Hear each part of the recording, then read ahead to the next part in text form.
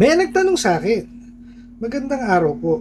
Magtatanong po sana kung legit ba ito. Salamat po. Pa-cover na lang po ng details sir sakali pong gamitin niyo sample sa content ninyo. Salamat po. Yung pinadala po niya is sabi dito is bench warrant daw po. So Republic of the Philippines, National Capital Judicial Region, Regional Trial Court, Branch 150, Makati City. People of the Philippines, civil case number 2016-09-SC-04, bench warrant of arrest, criminal case. Greetings, you are hereby commanded to execute or cause the arrest of based on the statement claim for failure of the defendant to file answer and to appear on the scheduled hearing of this case despite notice. This is small claims action for money owed under the contract of law, and to bring him before the court as soon as possible to be dealt with according to law. Kindly make your return within 10 days from receipt. This warrant shall continue to be valid and enforceable even after the lapse of 10 days for its issuance and shall remain with you until he is arrested. Issued this 13th day of December 2023 at Makati City, Philippines. Gabriela B. Silong, presiding judge. Okay. Bago ko po gawin itong video na to, kumonsulta po muna ako sa aking kaibigan na abogado. Ano po? Shout out po pala kay si Attorney Bon. Attorney Bon, maraming salamat sa tulong mo. No? Hindi po ito pinadadala via email. Ano po? Hindi ho talaga. Yun ho ano ron eh. Kasi, unang-una, yun ho ang sablay niya. Pangalawa po, ni-research ko ito sa internet, no? Sa Google. May kahawig po siya. Tignan niyo po. Di po ba? Halos parehas na parehas. Di po ba? Oh. Pati ho yung presiding judge, Gabriela B. Silong. Oh, meron ho ba kayong parang na Gabriela Silang ho yan eh. Oh, di ba? Kasi sample ho siya. No, sample ho siya ng bench warrant na matatagpuan po sa sa internet. So, ginaya niya lang ho, no? Binago niya lang ho yung ibang details. Ano po? Hindi ho siya legit. Kasi for a bench warrant to be legit, no, dapat to una is naka-address po yun, no, sa ating mga kapulisan kung saan lungsod po siya nakatira, no, yung pong hindi naka-attend ng o yung se-serve ng bench warrant, no. Pangalawa po, ang small claims po is hindi ho yan na ini-issue ng bench warrant kasi po pagka po sa small claims hindi kayo naka-attend, no, madi-dismiss po yun. Po, i-dismiss po ni judge yun. O for example po, yung hinahabla ang hindi naka-attend, no? So re-reviewin ho ni judge. Kung may probable cause po yan at talagang may panalo po yung naghabla, ibibigay ho dun yung decision. Po, hindi na ho para pa maglabas si judge ng bench warrant. Po? Saka mali-mali po yung nakalagay. Biruin nyo, may nakalagay po na na Regional Trial Court, pero small claims po yung kine-claim niya na kaso.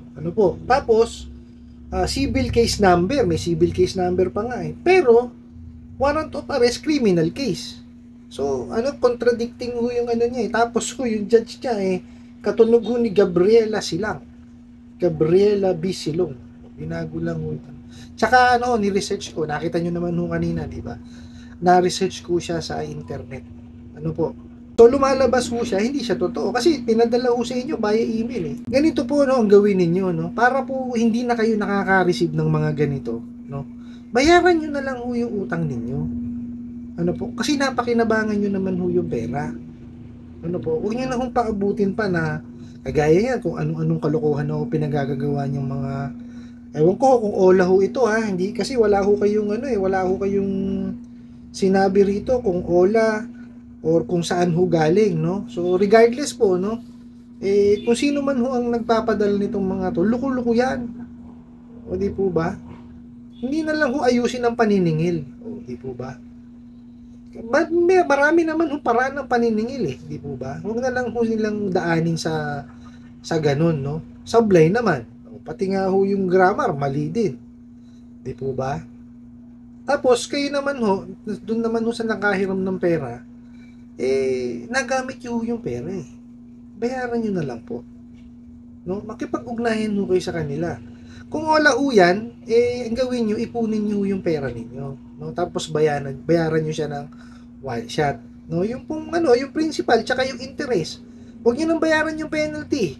Tapos, itabi nyo ho yung inyong proof of payment. No? I-photocopy nyo siya, tapos tabi nyo.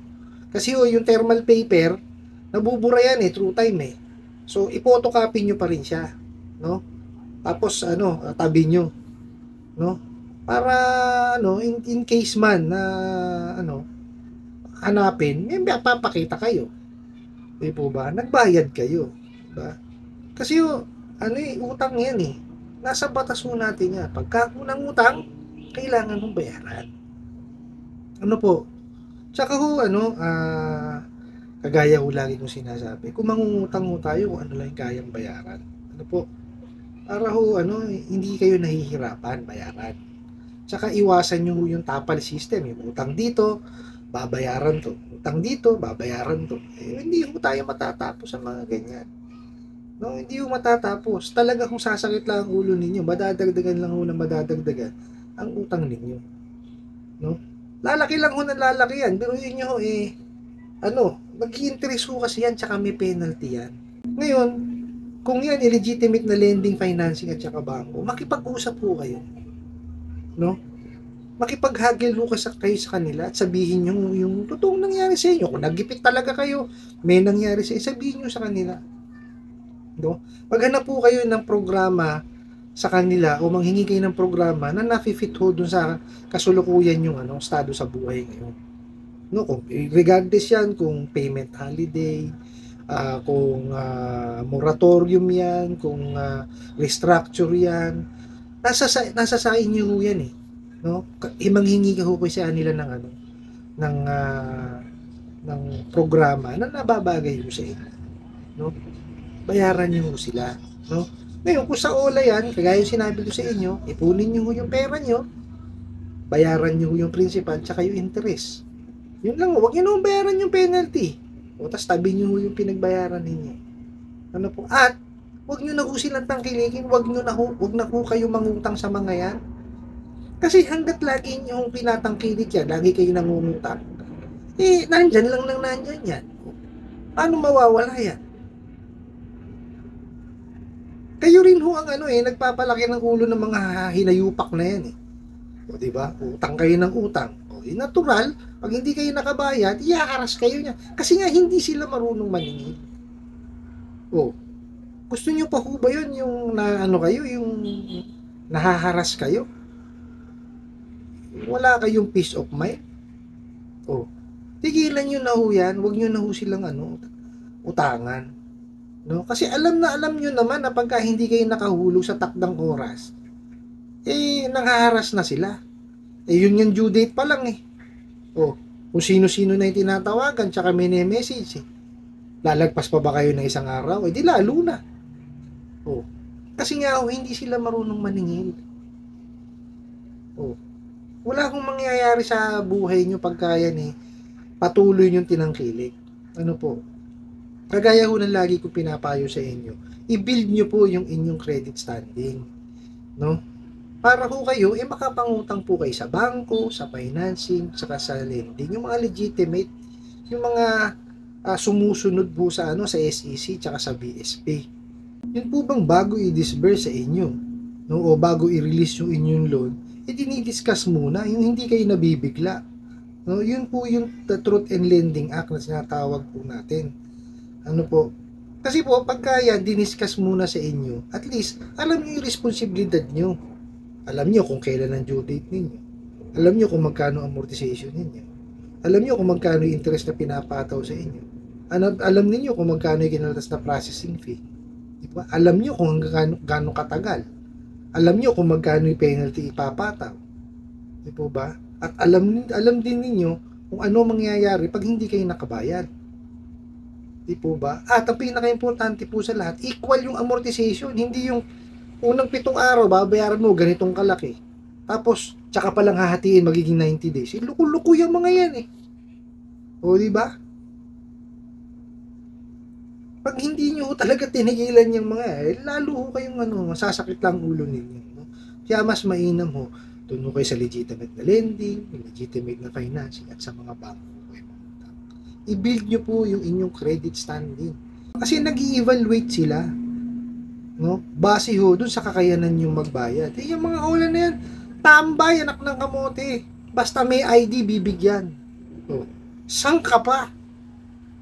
Ganun kasira ulo yung mga yan. Oh. Tapos lagi nyo pang tatangkilikin. Mainam pa sa kaibigan nyo na lang kayo manghiram. Pero babayaran nyo. Diba? Kaysa dyan sa ola, naku po. Sasakit lang ho ang ulo nyo yan sa mga yan. Puro abusado ho yan eh. Kagaya ho na lagi kong sinasabi, mangutang lang ho kung ano yung kayang bayaran. Kung hindi kailangan talaga, huwag kayong mangutang. Masakit lang sa ulo yan. Ano po, huwag nyo na hong tangkilikin yung mga hinayupak na ola na yan para matigil na ho yan. No? I-build nyo yung inyong credit standing. No? Para makapanghiram kayo sa legitimate na lending, financing at bangko. Ano po? Tsaka ho, pagka, ito lagi ho yung iisipin. No? Ang utang ho ay obligasyon.